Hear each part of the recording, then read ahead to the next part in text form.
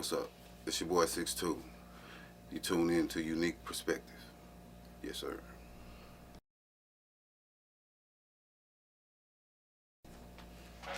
Man, we got a legend in the building tonight. And when I mean legend, I mean legend. Been a part of the biggest album in the last 30 years, if not ever. Man, he's been in the game for what you say about 35, Yeah, about that much. about Yeah. 35 years.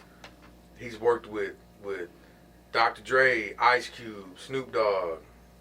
You've been there with Eminem. You've been there with all the goats. You've been there. Real shit. So goats only fuck with goats, right? Man, we got 6'2" in the motherfucking building. Yes, Shots sir. out, man. Really? So, man, what made you want to get into music in the first place? Um, well, shit.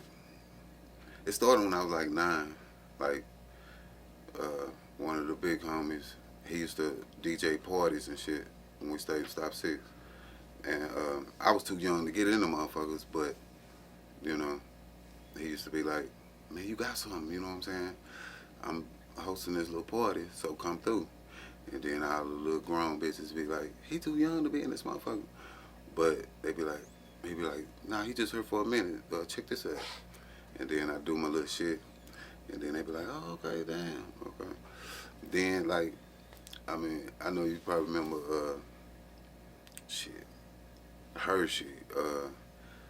It was a lot of cats that used to rap at the, what was it, it was a movie theater on Lancaster. And everybody used to be up at that motherfucker between intermission or whatever. And them niggas be down there showing out. And I just used to want to do it because the bitches, you know what I'm saying? And time go on. Once I moved to Meadowbrook, me and my partner Air Dog, we started doing the genocide shit. Well, first we were HAN, you know, West Coast come out with they shit. They was NWA, so we was HAN, which stood for hard-headed ass niggas. You know, we was probably like 15, 16. But we started doing the genocide shit, and that's what really kind of started making some noise. We did the city with Greg Street, and shit, we did a whole album or whatever, and that's when motherfuckers started. Around that time, that's when Outkast was at UGK, and they kind of put us in the same bracket with them, like, you know, this some new shit, woo woo woo, but they from, you know, Fort Worth or whatever, and shit just started snowballing, you know. And this was what, like 93, 94? Yeah, 93 when it really just started hitting. So what was the city of Fort Worth like back in that era, 92, 93, 94? Man, it was out the chain. Motherfucker was dying like a motherfucker. And that's when the gangbanging shit just really hit, you know. Like I said. And our whole little shit was, we was fucking up, but we kind of wanted to be somebody that kind of give a motherfucker the full story. And not just, you know, to shoot 'em up, bang, bang shit, but the consequences, you know what I'm saying, of the shit, you know. And that's kind of how we came up with the genocide name, because it's the destruction of one whole race, and we killing each other any goddamn way. So, you know, that's kind of how we came up with that. And then y'all had the very first music video ever by a Fort Worth artist too, correct? I ain't even know that. Yeah, I think that was the very first That's what's up. ever music video. That's what's up. Yeah, because everybody was doing their thing, you know, but, yeah, I guess so. Yeah, a lot of that shit just starting to dawn on me, man. Like, while I was doing it, I ain't really noticed, like, okay, this shit really doing what it's supposed to do, you know? Because I really was still hard-headed, you know what I'm saying? Still fucking up. So, yeah, I just did that to kind of get away from shit. Hell yeah, because at that time you had Genocide, you had like Coop MC, you had One like Good One Side. Good Side, Yeah. few other artists, but and y'all all pretty much worked together, Yeah. right? Like y'all was always up featured on each other's projects and everything like that. Then y'all do some. Who did some stuff with Pimpster? Because I know he. Doobie. Yeah, because I know he did some stuff. He had on that. I forget the name of the album he had, but it had.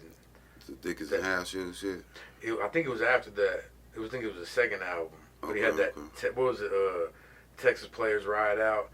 When they talking about Echo Lake and riding around 820. Yeah. See, I think Doobie was fucking with him.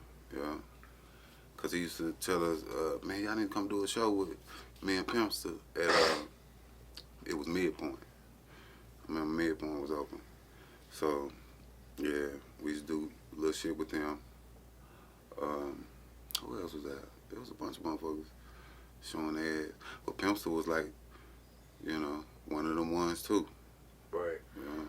Cause that rolling on the things Yeah. took off and Dickies and House Shoes and you know that's one thing. Like I'm a huge DJ Screw fan, and I think you and Pimpster were the only artists out of Fort Worth that he ever put on his tapes. Never had Twisted Black, never had One Good Side, but he had you. He had Genocide and he had Pimpster. And he did have Coop MC too. That Currency, that when he dropped that latest stuff. I know he had that. What's crazy, I still got the tape at the house. The actual screw tape. I'm gonna have to let you check it out. That's what's up. Because he got that Take a Bullet on there, chopped it up mean and the motherfucker. See, I ain't never heard that. Damn. Yeah, so at the time, so what happens? You drop the first album, you get a little motion going, a buzz. What happens after that? We did another Genocide album, Mixed Up Murder. That's me, L-Dog, and Trigger Third. And then, like, we always had the Gorilla family. It's like a lot of us, you know what I'm saying? AWOL, it was Bullet Face, you know, he was with LODGs. After the other Genocide album, I kind of started working on some solo shit, you know? And then I was working with Erotic. And I think like, shit, I wasn't but like 5 songs in, and Doc showed up one night, cause Erotic used to DJ for Doc, and I was like, man, let that nigga hear my shit, man, you know, cause this is crazy shit. Back when we did the HAN shit, Miss Allen went down there to fuck with motherfucking Easy now, you know what I'm saying? And I was telling her, man, let them niggas hear my shit. And I talked to Doc one night, and he was like, man, that shit jamming, but you sound country. You know what I'm saying? And he don't even remember that shit. I mean, he say he kind of remember it, but he don't remember he told me that. You know what I'm saying? And then when I went down there and started fucking with Dre, he was like, man, they in love with how you chunk that little country twang and that shit, but you can hear every motherfucking thing you saying. You know, the way you pronounce your shit is clear. So I was like, okay, that's what's up, that's what's up. I said, nigga, you told me I was country. And he started laughing, you know what I'm saying? To this day, he'll crack up if I say that.